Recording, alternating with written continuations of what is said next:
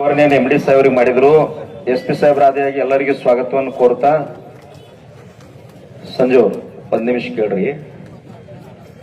ಈಗ ಸರ್ ನಾ ಹೋಗಿ ಮಾಡ್ತೇನೆ ಅಂತ ಹೇಳಿದ್ರು ಬುದ್ಧಿ, ಮತ್ತ ಅವ್ರು ಹೋಗಿ ಮಾಡೋದಾದ್ರೆ ನಮ್ ಹೋರಾಟ ಅದಕ್ರಿ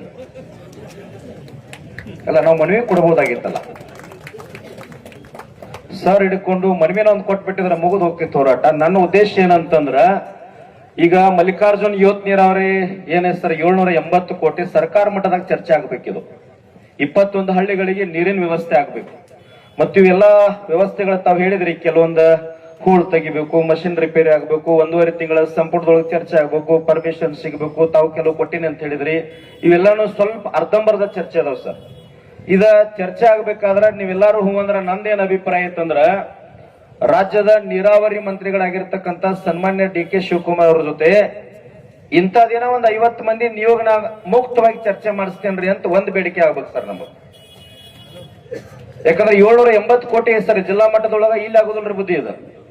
ಈ ಸಣ್ಣ ಪುಟ್ಟ ಈ ಹೋಳಿ ಎತ್ತುದಾಗ್ಲಿ, ಈ ರುಸ್ತಂಪುರು ಕುರ್ನಿ ಇವೆಲ್ಲ ಚರ್ಚೆ ಆಗ್ಬೋದು ಸರ್. ಹತ್ರ 50 ಕೋಟಿ 90 ಕೋಟಿ 72 ಕೋಟಿ ಇವಿಲ್ಲೇ ಚರ್ಚೆ ಆಗ್ಬೋದ್ರಿ ಬುದ್ಧಿ. 780 ಕೋಟಿ ಅಂತಂದ್ರೆ ಇದು ಸರ್ಕಾರ ಮಟ್ಟದೊಳಗೆ ಗಂಭೀರ ಚರ್ಚೆ ಆಗ್ಬೇಕಿದ. ಮತ್ ನೀವು ಹೋಗ್ಬೇಕಲ್ಲ,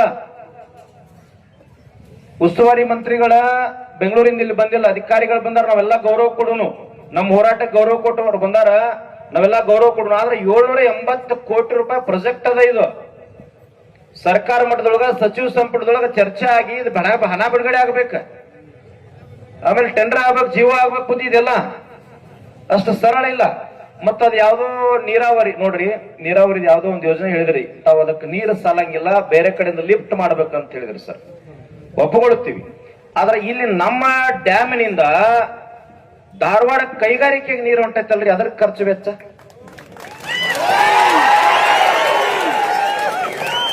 ನನ್ನ ಉದ್ದೇಶ ಏನಂದ್ರ ಸರ್, ನಮ್ಮ ಜಿಲ್ಲೆಯೊಳಗ ನಮ್ಮ ತಾಲೂಕಿಗೆ ನೀರ್ ಇರ್ಲಾರ್ದ ನಾವು ಹೊರಗೆ ಏನ್ ಕೊಡುದು ಸರ್? ನಮಗ ಊಟ ಮಾಡಕ್ ರೊಟ್ಟಿ ಇಲ್ಲ, ಹೊರಗಿನವ್ರಿಗೆ ಏನ್ ಕೊಡುನ್ ಸರ್ ನಾವು?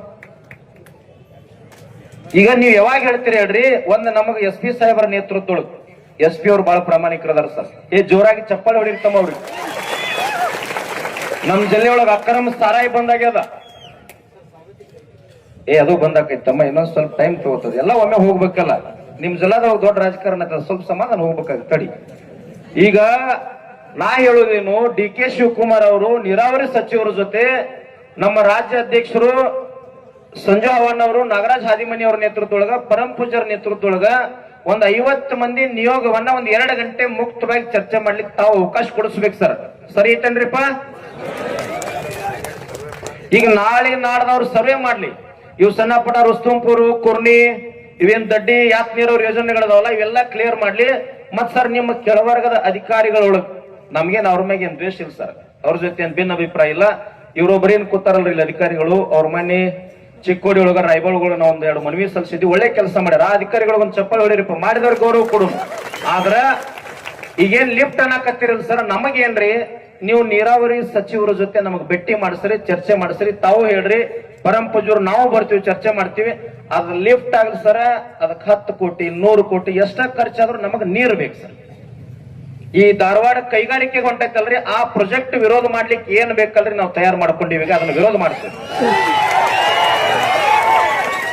ನಮ್ ಎಲ್ಲಾ ಹಳ್ಳಿಗಳಿಗೆ ಬುದ್ಧಿ ಕುಡಿಯಾಕ ನೀರ್ ಬೇಕಲ್ರಿ. ಮತ್ 4 ದಿನ ಅಲ್ರಿಪ್ಪ ನೀವು ರಸ್ತೆದೊಳಗ್ ಕುಂತ, ಅಲ್ಲಿ ದಾರ್ಯಾಗ ಕುಂತ, ಹೊಲಸ್ನ್ಯಾಗ ಕುಂತ ಊಟ ಮಾಡಿರಿಲ್ಲ. ಮತ್ತ ಅದಕ್ಕೊಂದು ಗೌರವ ಸಿಗ್ಬೇಕಲ್ಲ, ಪೂರ್ಣ ಪ್ರಮಾಣದೊಳಗೆ ಒಂದರ ನ್ಯಾಯ ಸಿಗ್ಬೇಕಲ್ಲ. ನೀವು SP ನೇತೃತ್ವದೊಳಗೆ ಸರ್ ಮಾತು ಕೊಟ್ರಿ ಅಂತಂದ್ರ, ಯಾಕ್ರಿ ಅಧ್ಯಕ್ಷರ, ನಮ್ಮ SP ಅವ್ರ ನೇತೃತ್ವದೊಳಗ ನಾವು ಒಂದು 50 ಮಂದಿ ನಿಯೋಗವನ್ನು ಒಯ್ತೀನಿ. DK ಶಿವಕುಮಾರ್ ನಿಮ್ಮ ಕೆಳವರ್ಗದೆಲ್ಲ ನೀರಾವರಿ ಅಧಿಕಾರಿಗಳು ತಮ್ಮ ನೇತೃತ್ವದೊಳಗ SP ಅವರ ಅಧ್ಯಕ್ಷತೆಯೊಳಗ ನೀವು ಕರ್ಕೊಂಡು ಹೋಗ್ತೀನಿ ಅಂದ್ರ ಸರ್, ಇದು ಒಂದು 780 ಕೋಟಿ ಮಲ್ಲಿಕಾರ್ಜುನ್ ಏತ್ ನೀರಾವರಿ ಯೋಜನೆ. ಉಳ್ಕ ಸಣ್ಣ ಪುಟ್ಟ ನಿಮ್ಮ ಅದಿಂದೊಳಗೆ ಯಾವ ಸಾಲ್ವ್ ಮಾಡ್ಲಿಕ್ಕೆ ಸಾಧ್ಯ ಅದ ಅದನ್ನ ಸಾಲ್ವ್ ಮಾಡಿ ಸರ್. ಇದು 780 ಕೋಟಿ ಮತ್ತೆ ಅದ ಲಿಫ್ಟ್ ಮಾಡೋದೇನ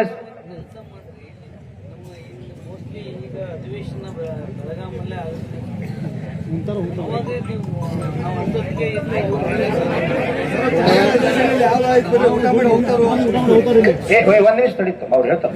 ಇಲ್ಲ ಇಲ್ಲ, ಈಗ ಏನಾಗತ್ತಂದ್ರೆ, ಈಗ